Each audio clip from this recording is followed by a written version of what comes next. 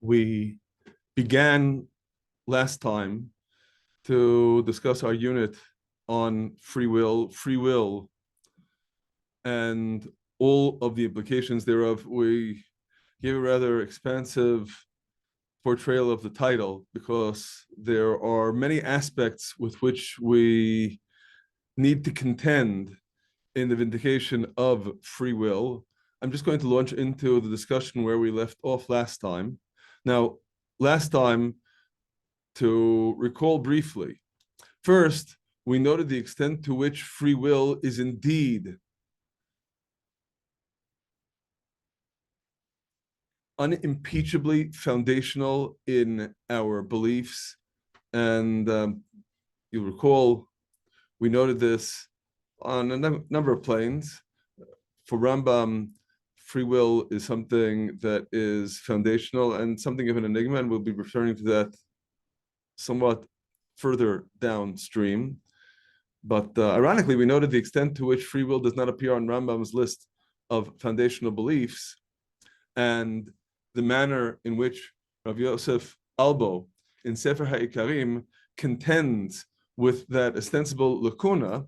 And if anything, what emerges from his presentation is that in some sense free will is too foundational to be on the list, because he draws the distinction, as we noted, between dat nimusit and dat elokit, a faith that is essentially a social contract, a consensual agreement for governance, that is not really faith so much as a set of laws, a set of rules for the governance of society, and that free will is indispensable for the dat nimusit, let alone the dat elokit, the system of governance that is predicated upon revelation.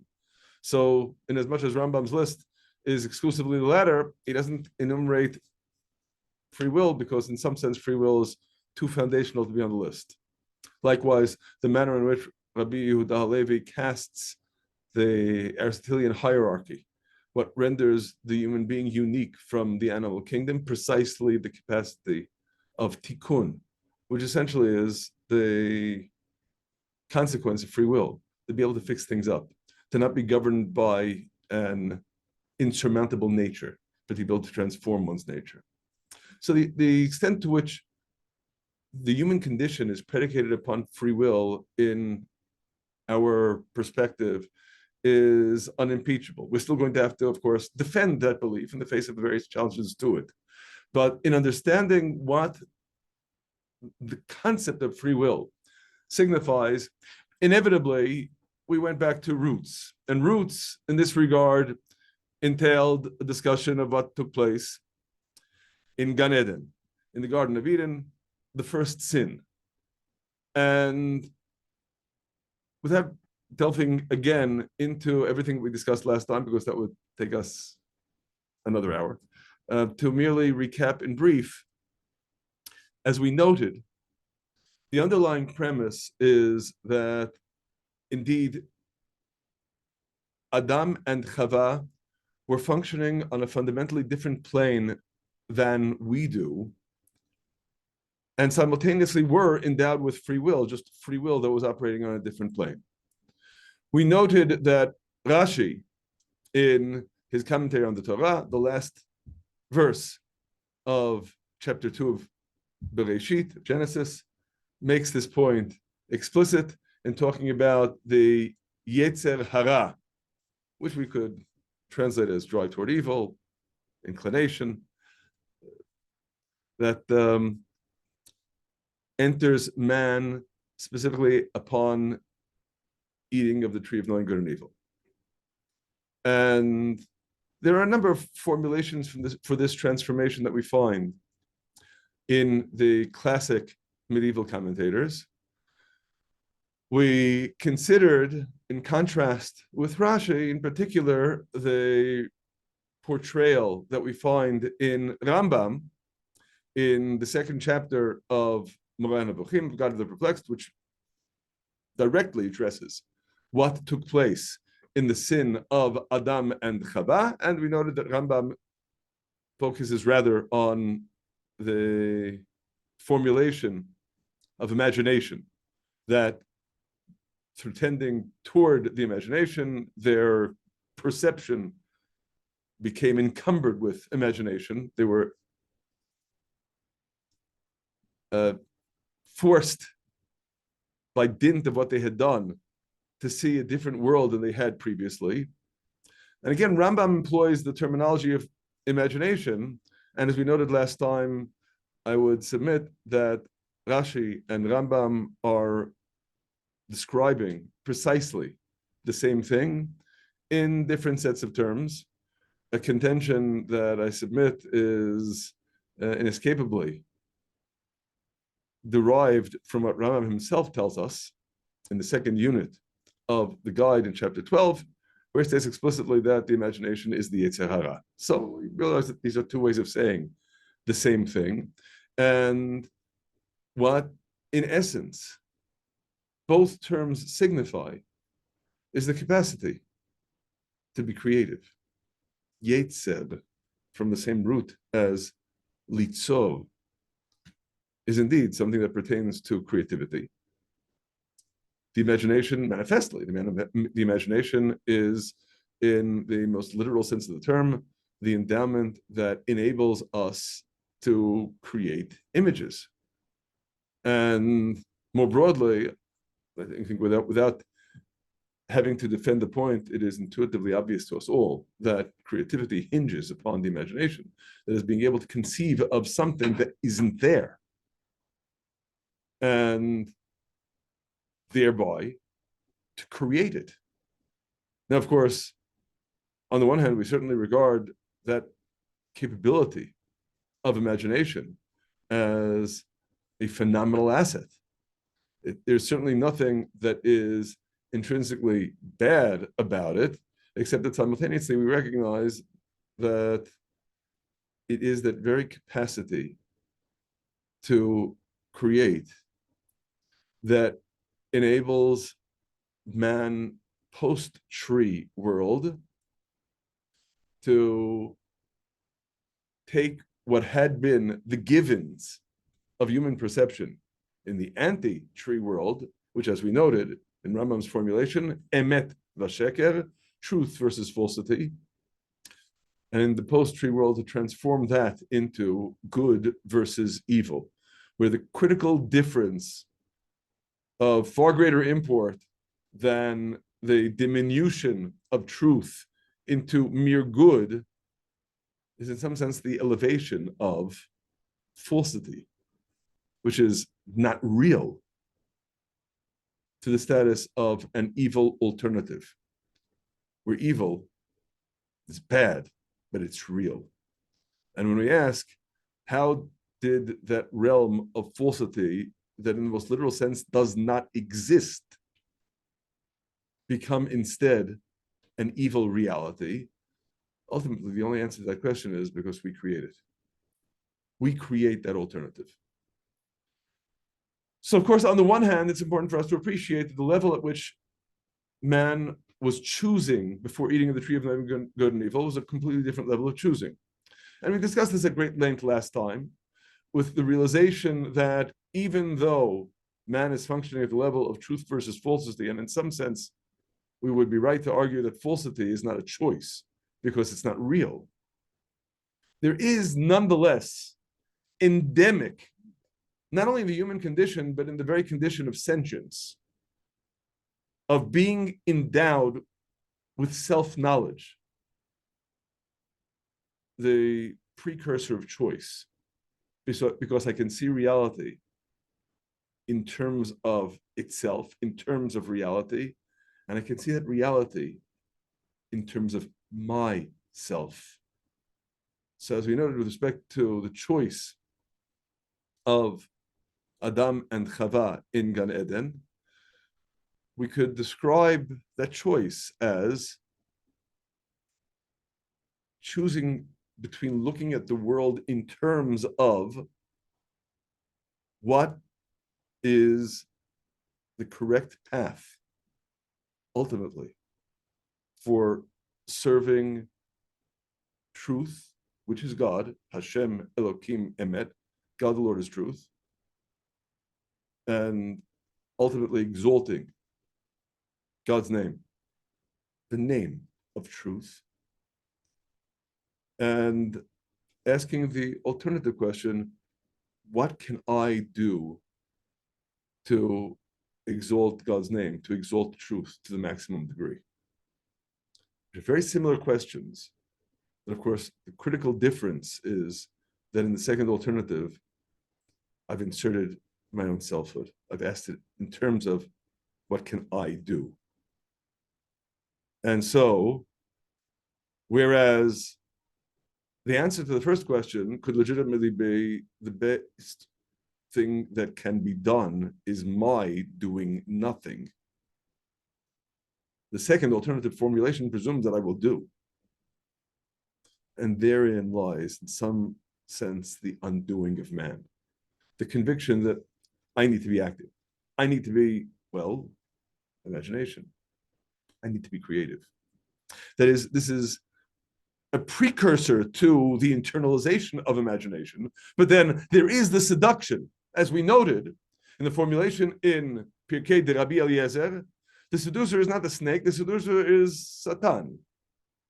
And of course, on the one hand, we bear in mind the Gemara's equation between the Satan and the Yetzer Hara and Malach HaMavet. That is, the drive toward evil and the indicter, the accuser, Satan, and the consequence of the accusation, the angel of death. And to that extent, then, one could well argue the Yetzer Hara / imagination is already there before man has eaten of the tree of knowing good and evil. And as we noted, in particular, the formulation of Chaim Belozner and Nefesh HaChaim, that indeed the seduction is there, just it's an external. It becomes internalized. The seduction prior to eating the tree of knowing good and evil is second person, you. Afterwards, it's I, first person. And that makes all the difference. But ultimately, in some sense, the kernel of that seduction lies in the very fact that, yes, there is a sense of selfhood. There is an essential sense of selfhood derivative of the very fact that I am thinking, that I am aware of my own existence. Again, Descartes, I think, therefore I am. So I'm not going to elaborate upon this further at this stage, because after all, we did elaborate on it at great length last time. I would like to, sort of as a postscript, append to what we said last time with respect to the anatomy of the sin, an interesting observation in Avot de Rabbi Natan. Avot de Rabbi Natan serving as a kind of quasi-Gemara on Tractate Avot. And in the first chapter of Avot de Rabbi Natan, there is elaboration on the statements of the men of the Great Assembly that, of course, are the subject of the first Mishnah in Pirkei Avot, in Ethics of the Fathers. And there is a tantalizing elaboration on the third of their precepts, the Asu Siag la Torah, to make a fence for the Torah. And in Avot Rabbi Natan, we find various examples of fences for the Torah. All but one clearly cast in a positive light. And then there's one that isn't. That is, in Avot Rabbi Natan, again, the first chapter, in the fifth Baraita, Ezehu siag she'asa Adam harishon litvarav. Adam made a fence for his words. In that, when God gives the command to Adam, and the simple, plain meaning of the text is that Chava, Eve, is not around yet. The command is to not eat of the tree in the midst of the garden, the tree of knowing good and evil. because on the day upon which you eat of it, you shall surely die. But, when the serpent, reading the plain narrative in Bereshit, asks Chava if indeed they are forbidden to eat of all of the trees of the garden, she doesn't say, if we eat of the tree of knowing good and evil, we will surely die. She says that the imperative was to not eat of it and to not touch it, lest you die. Where did you get this prohibition on touching it? In Avodah Rabbi Natan, the proposition is it's Adam's fault. That Adam didn't want to tell Chava in the same manner that God had told him to not eat of it. Rather, he made a fence for his words, and he said, don't eat of it and don't touch it.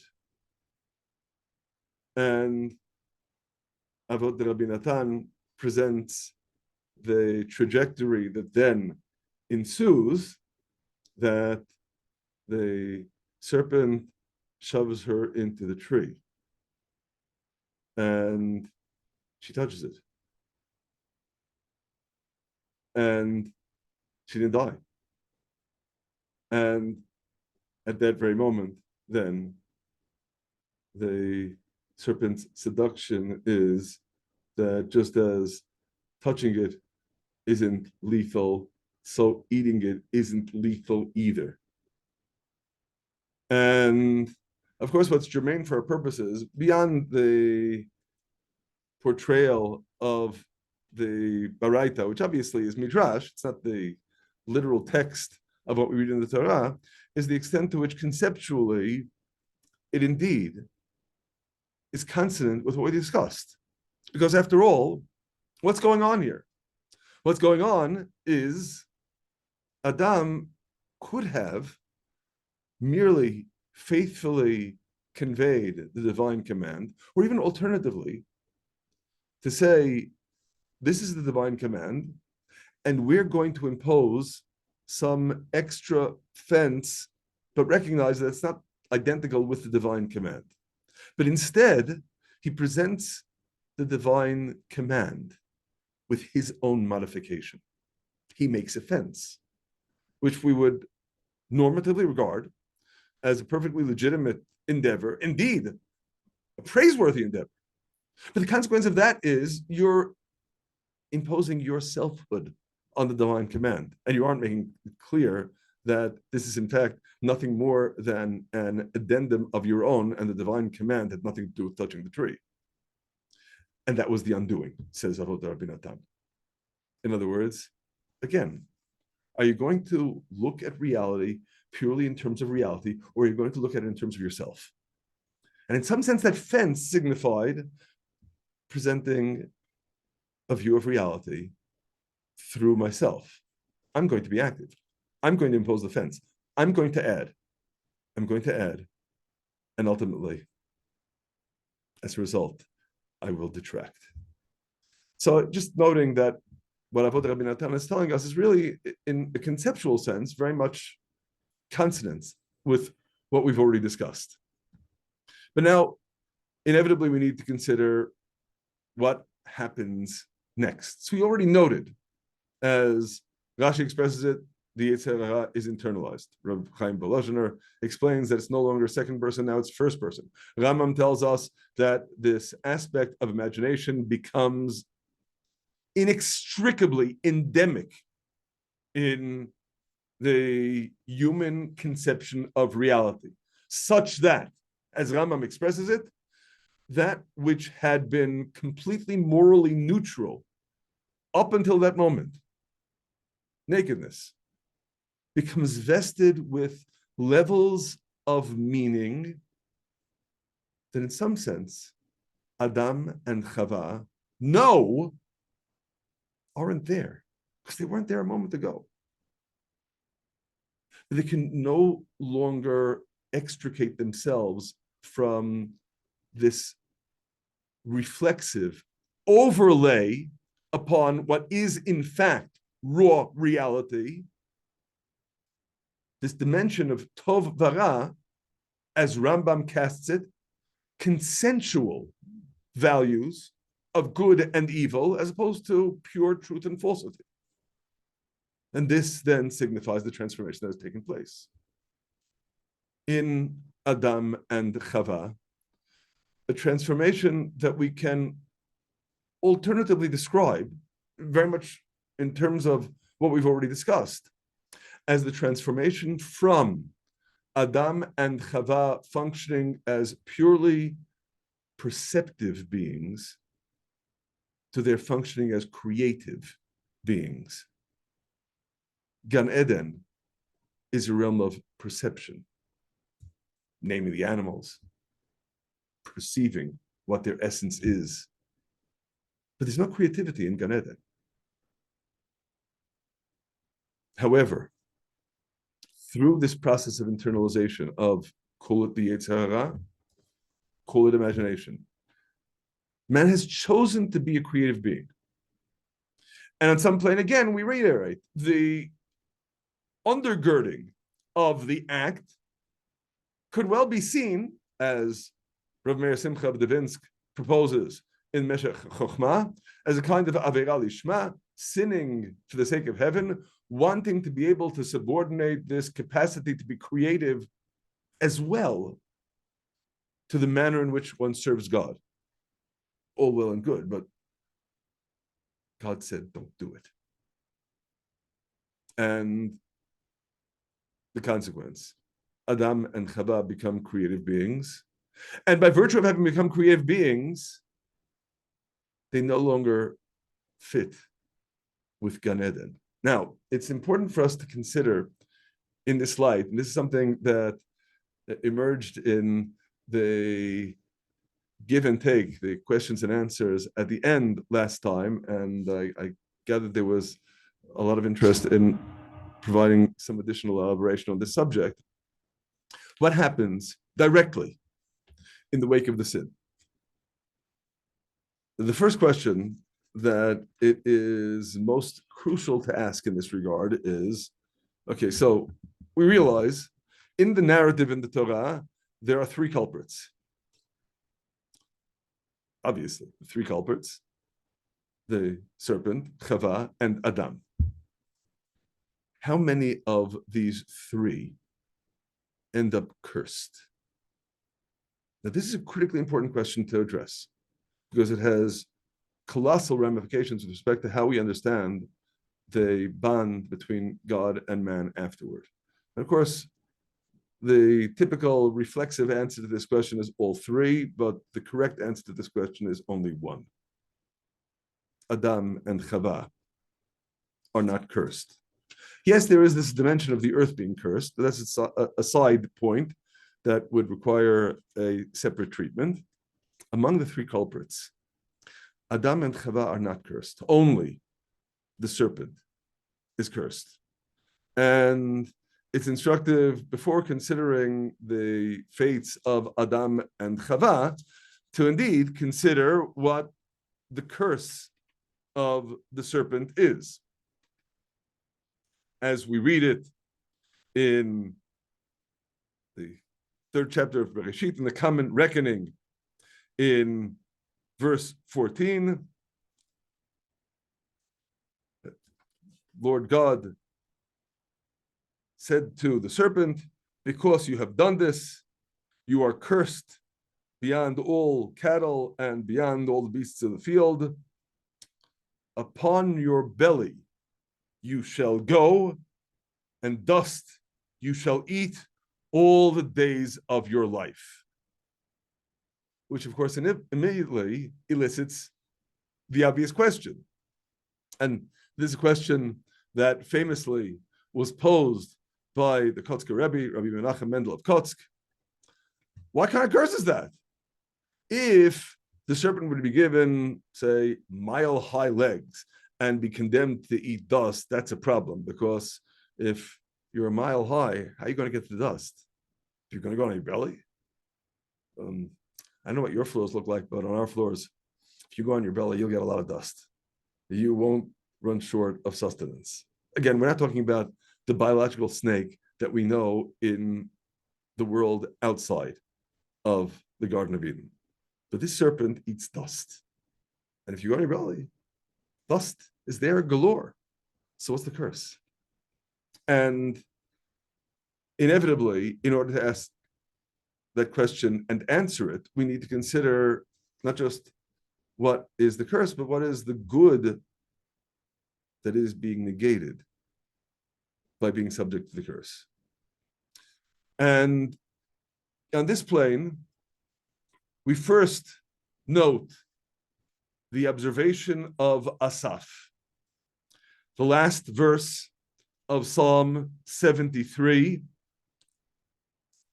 And the observation is tantamount to a definition. Va'ani kirvat Elokim li tov. As for me, nearness of God is the good for me. It defines what is the good for me. Having that closeness to God. And as consequent of that, we consider an admittedly enigmatic verse in Psalm 104. Bezrat Hashem, we will be reciting this psalm on Rosh Chodesh this week. The verse that is germane for our purposes is what is enigmatically stated in verse 21. The young lions roar for prey and seek of God their food.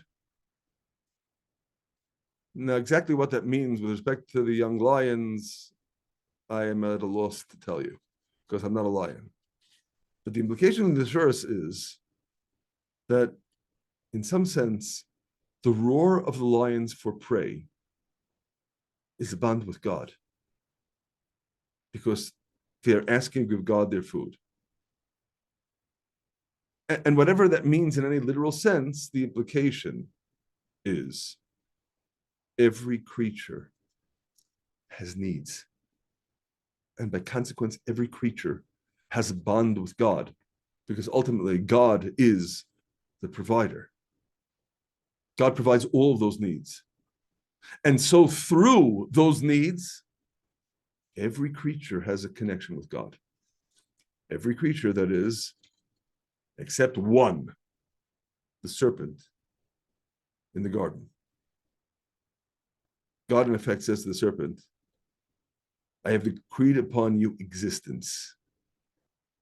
You'll have everything you need to keep on existing. Take your sustenance and get out of here. You'll have nothing to do with me.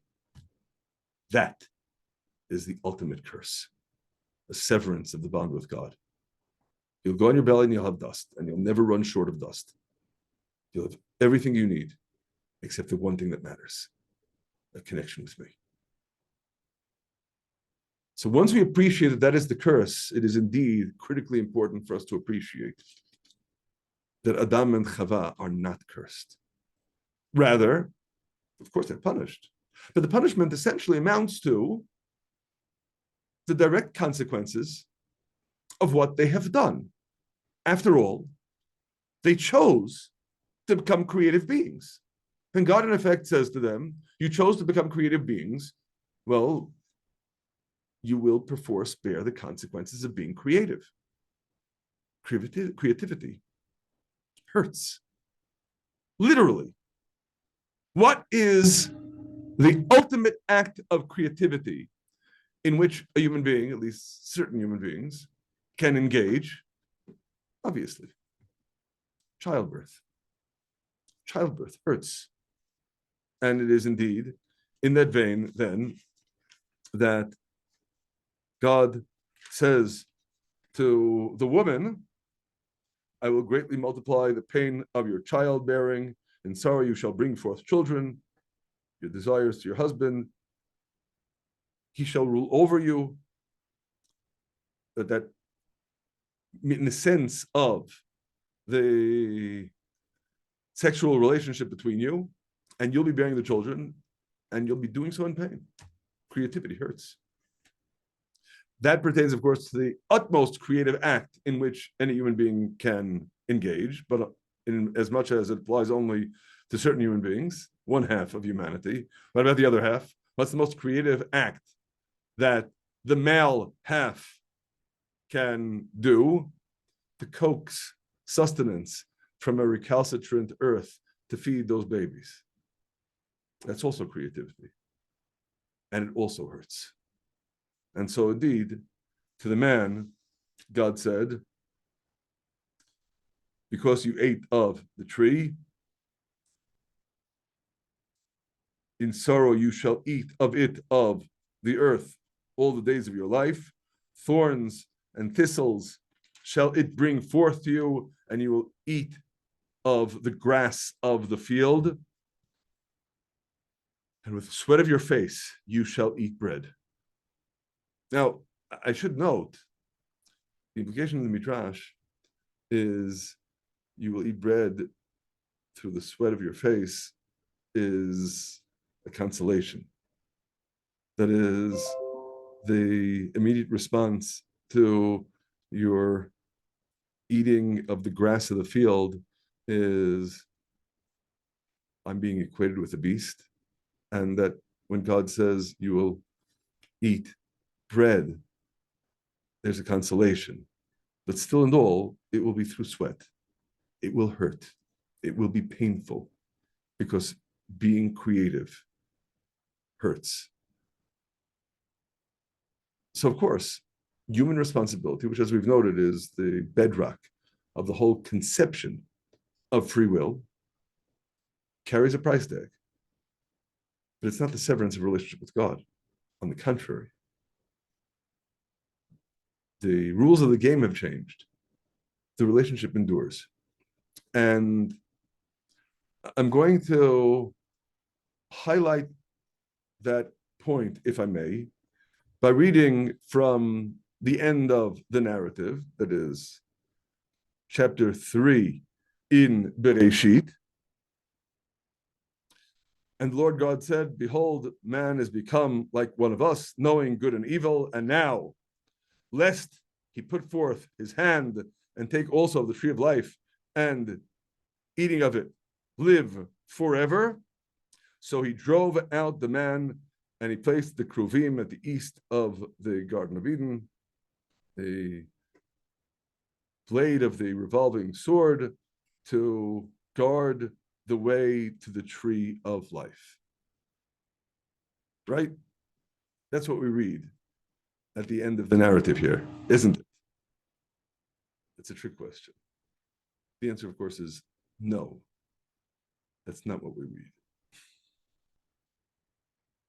I was deliberately disingenuous here in reading common reckoning, verse 22 followed by verse 24 and leaving at verse 23. Because verse 24 indeed follows on the heels of verse 22. That's why you didn't even notice that anything was missing. But verse 23 is absolutely critical, because if in fact the narrative in the Torah would have been what I just recited, not faithful to the text of the Torah, then we would be doomed.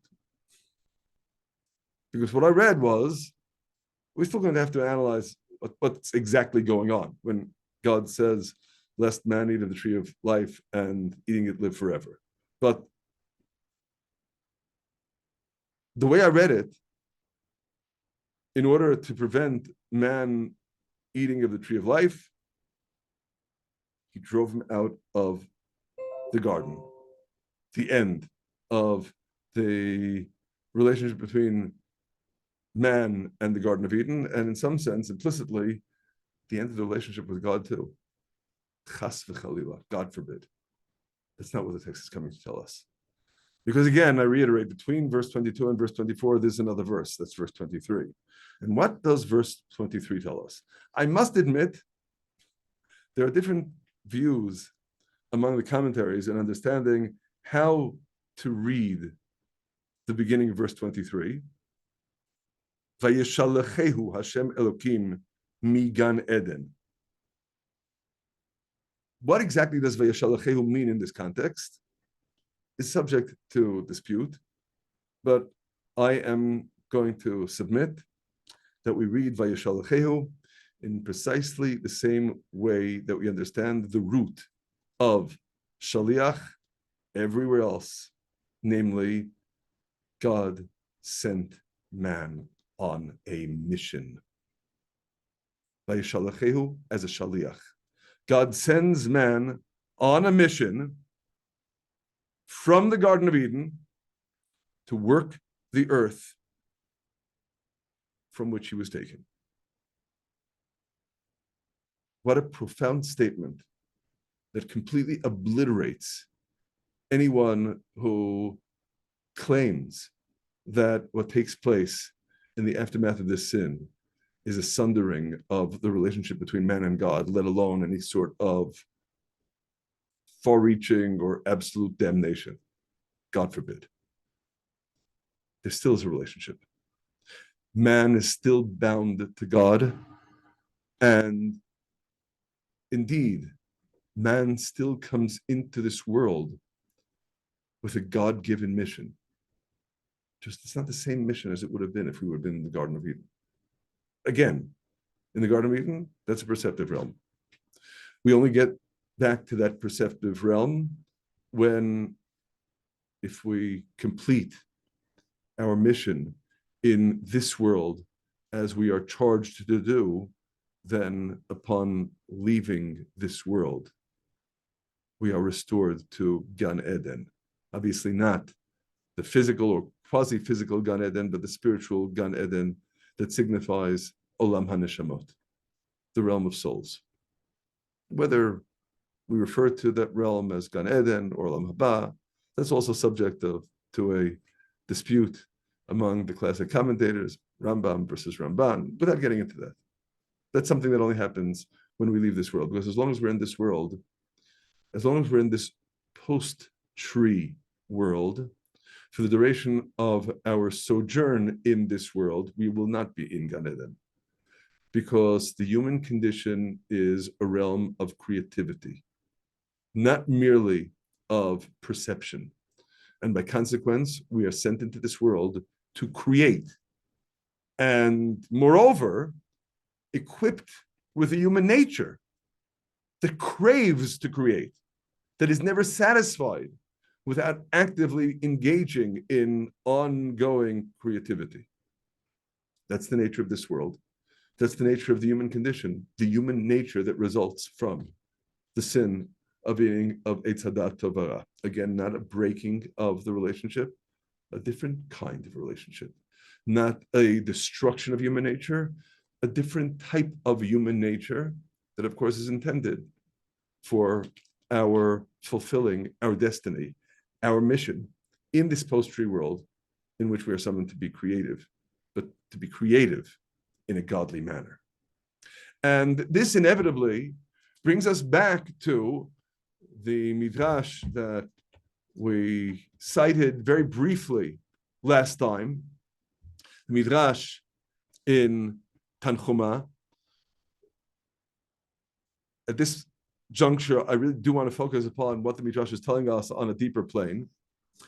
In particular, the fact that the midrash is commenting on the divine assessment of the transformation that has taken place in man. Vayomer Hashem Elokim hen ha'adam haya ke'achad mimenu lada'at tov hara. That Lord God said, man has become like one of us to know good and evil.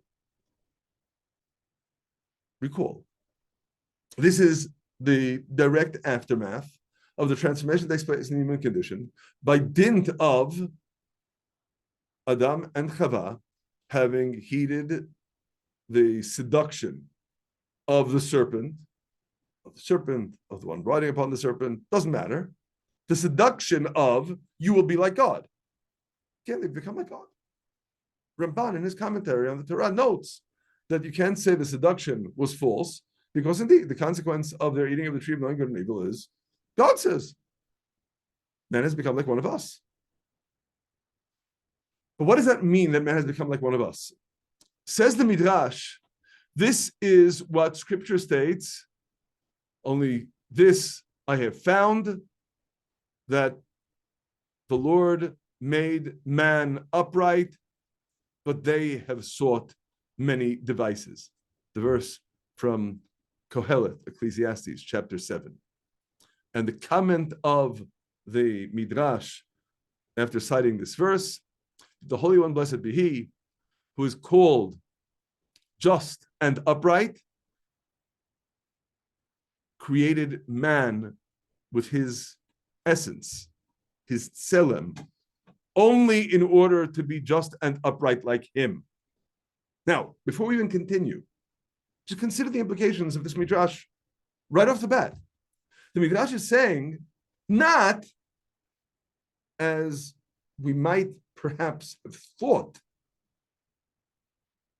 that in the anti-tree realm, the way God had natively, as it were, created man was to be just and upright like him.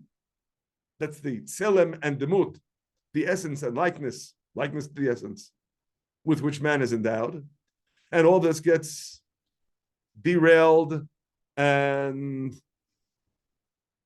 perverted by consequence of man eating of the tree of knowing good and evil. That's not what the Midrash is saying. How do I know that's not what the Midrash is saying? Because we consider what verse is the Midrash commenting upon. If the Midrash were intending to say that, it should be commenting upon what we read in the anti-tree world, perhaps at the initial creation of man in the first chapter of Bereshit. But that's not where the Midrash is commenting.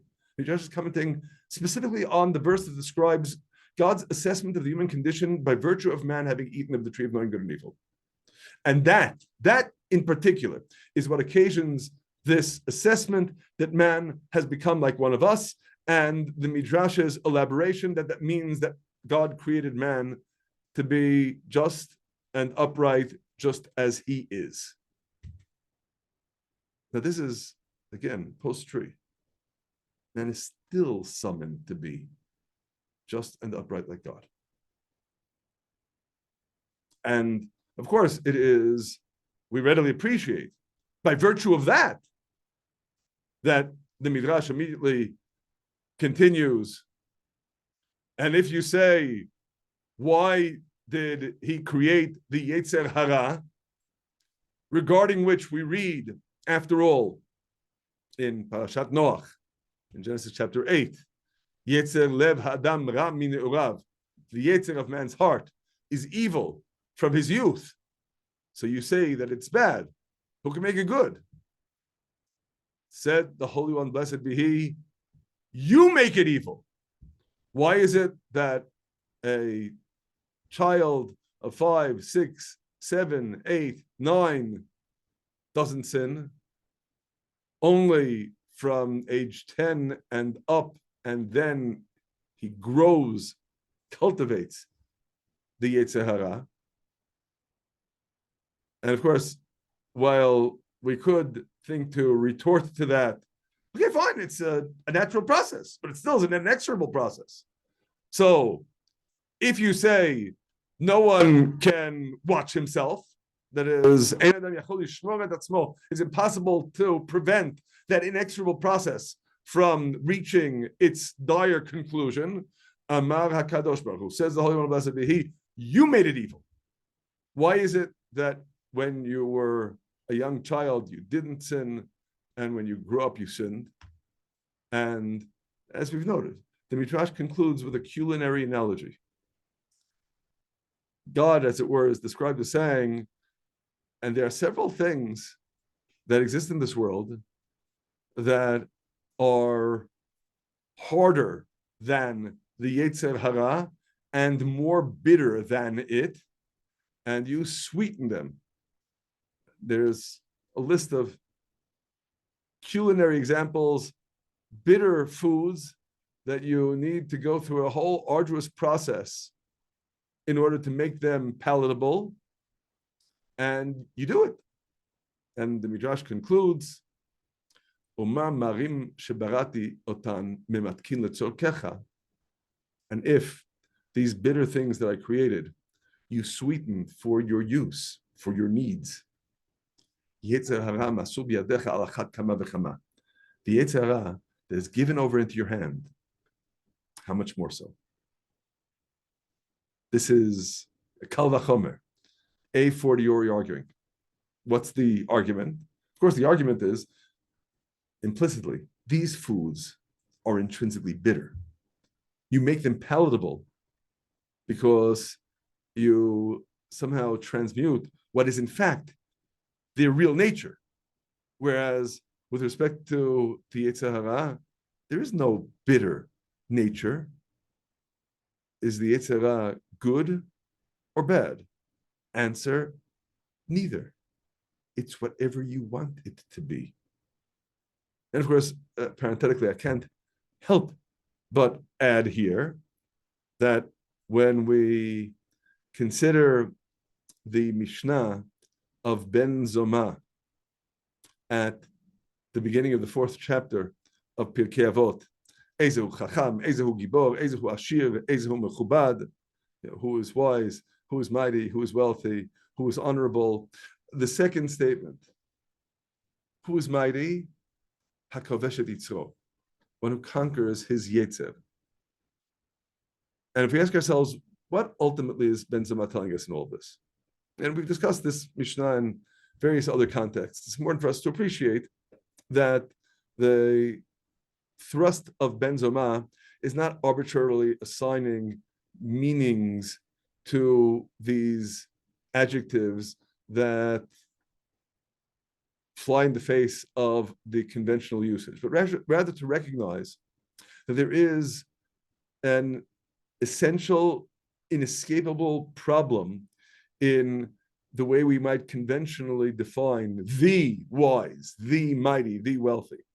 That is, if we're merely speaking in comparative terms, okay, so with respect to mighty, or perhaps more literally, overpowering, because this is what a gibor is something that describes a relationship between one individual and another individual, between the putative mighty person and the adversary whom the mighty person overpowers. And if the adversary would be stronger still, then the adversary would overpower the mighty person. He wouldn't be a mighty person anymore. So I can describe someone as gibor, as if fundamentally, intrinsically, essentially overpowering.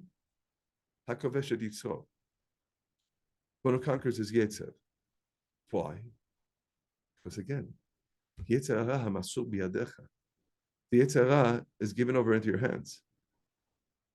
The only battle in which you completely control your adversary.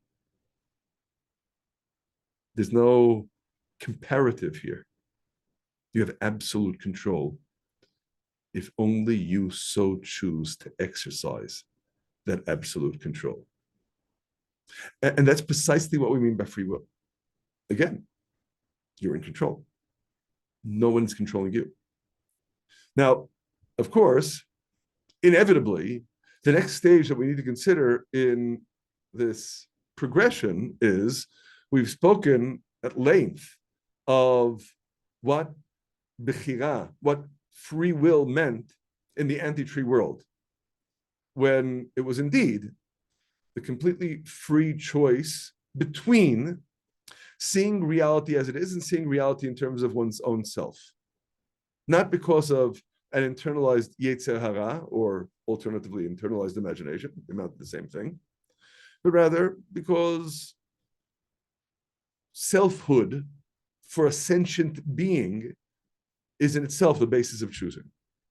But inevitably, we need to consider what free will means in our post-tree world. In a post-tree world where seduction does come from within, where seeing things that are not absolute categorical constructs of truth versus falsity is inescapable. And again, we reiterate, as Rambam does in the 2nd chapter of the Guide, as the Torah does, of course, explicitly, that the nakedness of Adam and Chava is something that would not be vested with all of the overturned tones of morality versus indecency if man were simply functioning on the level of truth versus falsity. But there are certain consensual constructs that become endemic in the human condition, not because they are inherent on the level of truth versus falsity, but because consensually, this is the way we tick. This is the way we operate. This is the way we see a world with all the overlays that come from our inescapable tendency to interpret and impose our interpretations upon the reality in which we live.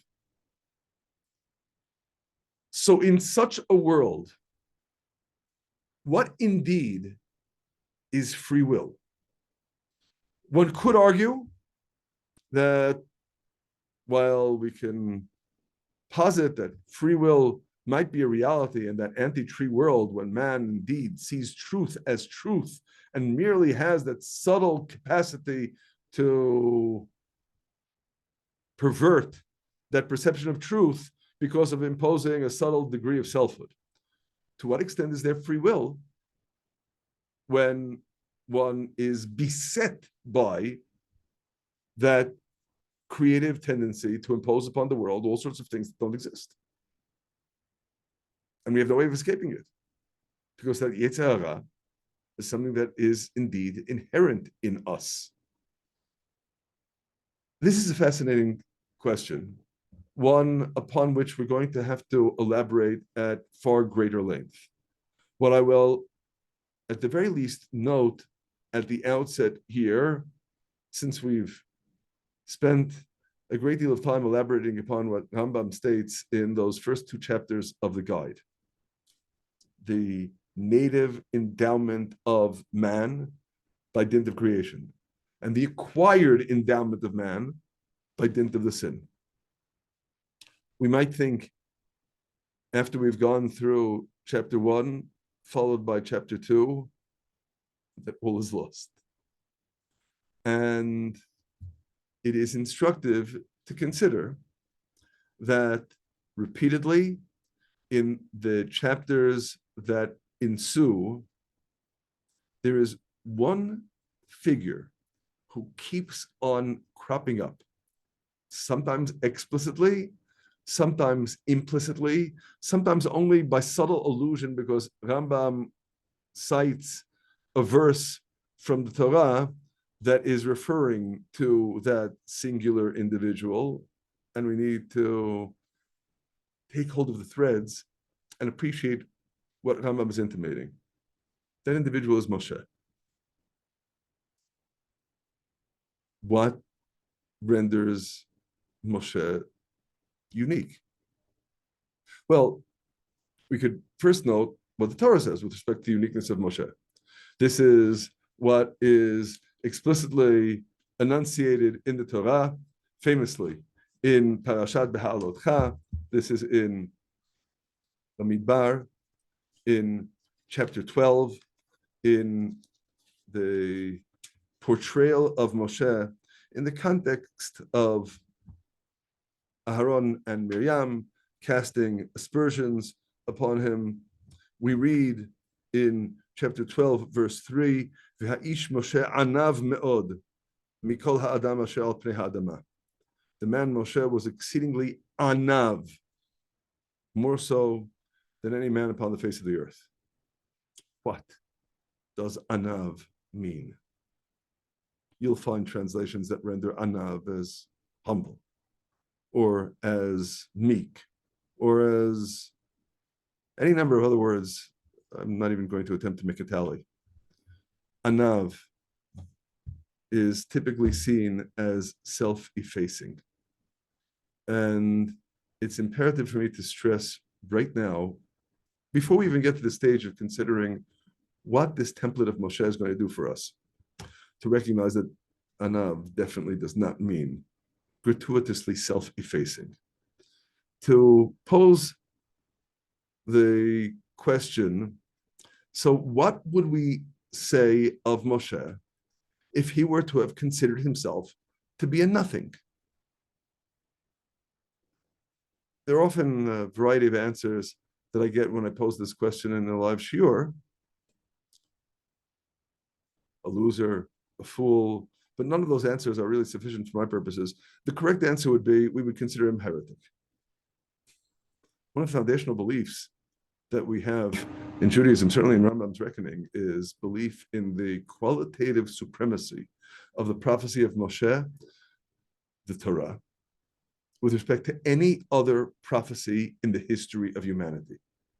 To indeed believe, without any question, what we read in the last 3 verses of the Torah, beginning with, no prophet arose again in Israel like Moshe. Okay, so Moshe had to believe that. He certainly didn't think it was nothing. So what made him an Av? And I submit that this is precisely the point. A Nav is knowing the truth. Not thinking that you are more than you are, or thinking that you are less than you are, knowing exactly what you are. This, essentially, this objectivity is what endows Moshe with the wherewithal to be the recipient of the Torah. Because if he were to impose his own selfhood upon the Torah, he could not have received it. And indeed, we noted in Rambam's portrayal of prophecy, the chapters on prophecy, which is the latter part of the second unit of the guide, imagination plays a crucial, indispensable role. A prophet needs imagination, as we noted last time, because imagination is the faculty of producing images. There's no image. If you don't have imagination, you won't be able to understand anything. So for every prophet, with one exception, in order to prophesy, you need to have completely refined your intellect and completely refined your imagination and completely subordinated your imagination to your intellect. There's one prophet who prophesies without any imagination. That is Moshe. And on the one hand, we already know we're not going to get there. We know we're not going to get there because, after all, we just read, no prophet again arose in Israel like Moshe. And yet, simultaneously, Rambam still uses Moshe as the template for the righteousness to which every human being is still and all summoned to aspire.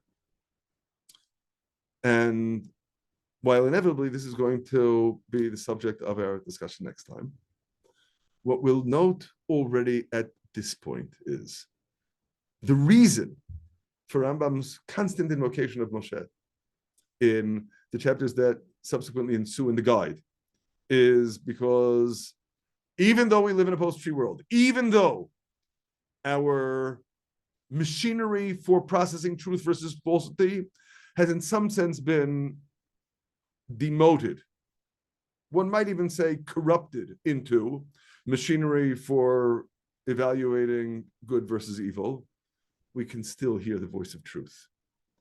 This is axiomatic. In the words of the Gemara, tractate Sotah, words of truth are recognizable, and they still are. And that's inevitably going to inform our understanding of what free will means in the post-tree world as well. And B'ezrat Hashem, on that note, we'll continue next time.